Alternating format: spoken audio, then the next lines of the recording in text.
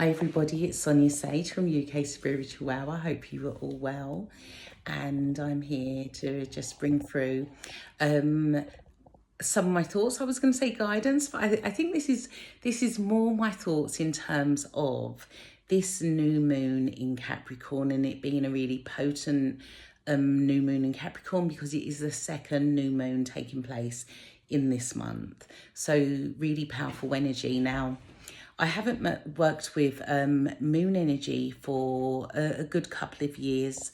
I've more focused my energy towards the solar energy, the sun. And so even things like where before my aura sprays would be made in alignment with whatever moon, generally a full moon, sometimes new moon. I have, over the past few years, they have been solar sprays. So anyway, it's only today. So I've known already that, I am going to be aligning with moon energy more as I go into the new year. And I am calling it a new year. Now, I am very much kind of in agreement and all for spring equinox being like the true start of the year. But I do also believe that in terms of like number wise, and a lot of us in this spiritual world, if we want to call it that, we're like, we really look at the numbers and the frequency of numbers and things like that. So 2025, it's a new year. It is a new year, let's be real. And for me, even more so, because I look at like, what year is it? So not just in terms of, it's 2024 or it's 2025, but is it a 1 year? Is it a 2 year, a 3 year, a 4 year, and so on? Okay, so what do I mean by that? So you add up the numbers of the year. So right now we're in 2024 still, only one more day to go. And it's 2 plus 0 plus 2 plus 4 equals 8. So we're in the 8 year. We are about to enter a 9 year, and 9 years are very much those culmination of cycles and that wrapping things up. Now, one of the things, and this is very much in alignment with, I suppose, why I've decided to do a video on the new moon in Capricorn, and because it even relates to me kind of figuring out my own formula. Now, disclaimer, I'm not an expert in numerology. My line of expertise is not astrology, but where my expertise lies is in my own experience and how I work with the energy and how I work with the energy and the different frequencies and vibrations, whether it be of numbers, whether it be astrologically, for me. You're all experts. And you know what? That's my new moon message for you all. You're all experts. You are all experts at your own life. You don't necessarily have to be an expert in any particular thing, but you are an expert with how the energy works for you. So that's what I'm doing today. I'm sharing my expertise based on my personal experience. And so in terms of when we're looking at the years in terms of a 1 year, a 2 year, a 3 year, and so on, one of the things I figured out, I kind of figured out a formula that I work to. And we go in 3 year cycles, but within these 3 year cycles, this is about us stepping into our infinite potential. And I think I may have done a post or a video on like touching base on this. And I know I've done workshops with people and clients and groups that I've worked with and touched on this as well. And again, I'm only going to be briefly touching on this because I don't want this to go on forever. You know how much I can chat. So our 1 year, our 4 year, and our 7 year are when we align with our highest timeline. So what is our highest timeline? Our highest timeline is us expanding into our infinite potential. Our potential is infinite. Therefore, once we expand into that potential that we've been given, it's time for us to level up and expand into some more newer potential. So when this happens, we're now on our highest timeline. But it's not just one highest timeline. Because we have infinite potential, our highest timeline will keep on increasing. And I believe this happens in 3-year cycles. And sometimes it may not necessarily seem obvious that we are in alignment and fully aligned with our highest timeline. But if you kind of reflect back sort of every 3 years, when it's a 1 year, a 4 year or a 7 year, remember you add up the numbers of that year, it's quite likely you'll find that, oh yeah, that was a level up, even if it felt slight. The level ups can be really big and really monumental as well. Sometimes we can really feel. I feel that the more aware I am of this now over the past, say, I'm going to say definitely 5.5 years.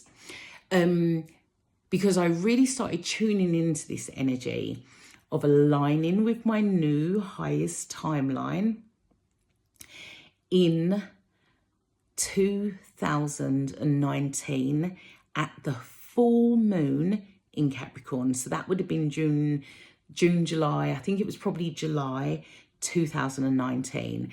And 2019 was a 2 plus 0 plus 1 plus 9 equals 12. 1 plus 2 equals 3. So 2019 was a 3 year. And believe me, I literally woke up one morning in 2020, which was a 4 year, 147, your alignment with your highest timeline. And there was a morning where I woke up and it just hit me. And this was like in April 2020, and it majorly hit me. Oh my gosh, I have fully aligned with my highest timeline.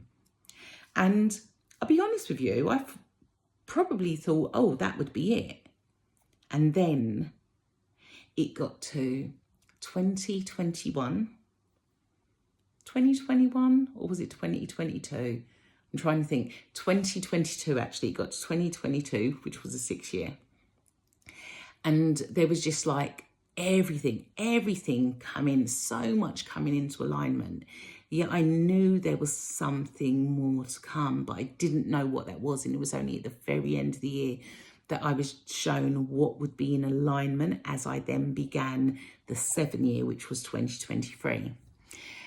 And then within that, and so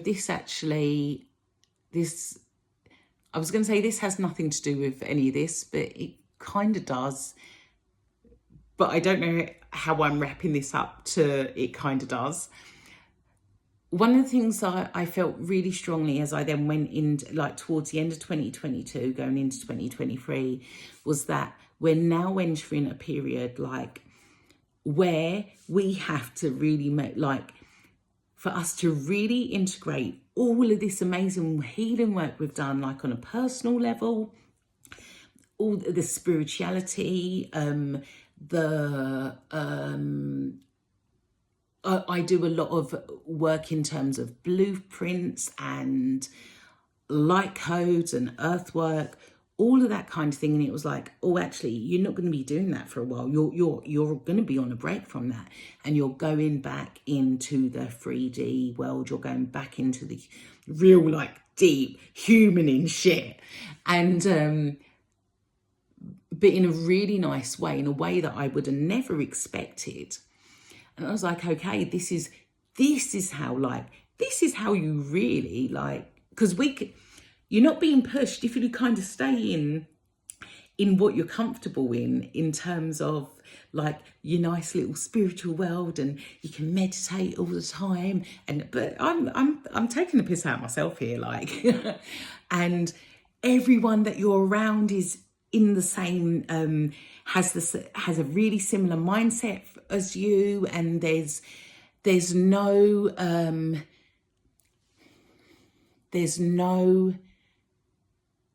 There's nothing to push you to make you grow. There's no way to really anchor in and really test how far you have truly come, like proper human in the 3D world again. Whether it be that there's real human-y stuff going on with family or children, or going back to work again. And to be honest with you, I had all of those. But what it made me realise was that, oh my gosh, if I had not done all of this work over, like had the space, the time, don't get me wrong, there was times where this like I could have been broken by this journey. But if I hadn't done all of this work, the stuff that was thrown at me last year, for example, and then this year there's been other things thrown at me of a completely different nature. I can't even say they've been thrown at me. They haven't been thrown at me. But where I have had to hold space on a totally different level, to holding space for clients, holding space on spiritual networks and things like that. Just having to hold general day-to-day space in your comfort zone, which is your own family, like your immediate family, my children and that. And I wouldn't have been able to navigate or hold that space in the way I have done without this work. And I suppose that this is what really kind of immersing yourself, whether you like it or not, in the 3D world, in this real human experience, because what on earth are we here for otherwise, really goes to show like how far you have come on this work, but also highlight, this is what else you need to do. This is what else you need to work on. This is where a few tweaks are needed, or, oh, you need to dive deep into this again. So it's been a very, very interesting experience.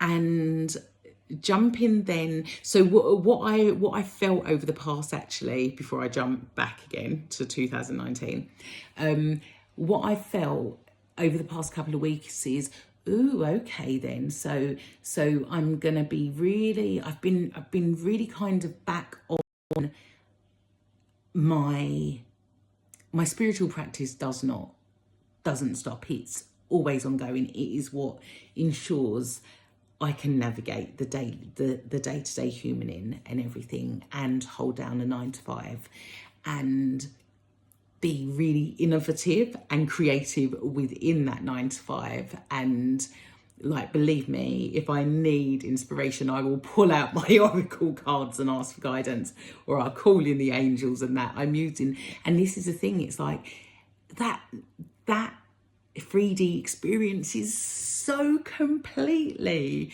different and pretty magnificent when you are working with this powerful esoteric energy. But one of the thoughts I had was, actually, so as we go into this 9-year, I've done 2 years of after basically only doing really and truly spirituality for like the past 8 years or so, and literally just being immersed in my business and everything. I've been really doing this 3D humaning for the past 2 years. And I was thinking, okay, so I feel like it's not that I feel like next year's the last year of it, but next year is in 2025, the 9-year. That's going to be the last year of it being, I suppose, the mainstay. And I can see as we then go into a 1 year again in 2026, it's gonna kind of be all hands to the spiritual deck again. I can really see in that, really feeling that. I don't know in what capacity. I don't know how. I'm not meant to know right now. And the big guidance, again, what I'm getting for next year is like the message I'm getting. And I guess this is something useful for everyone. Divine timing. It is all about divine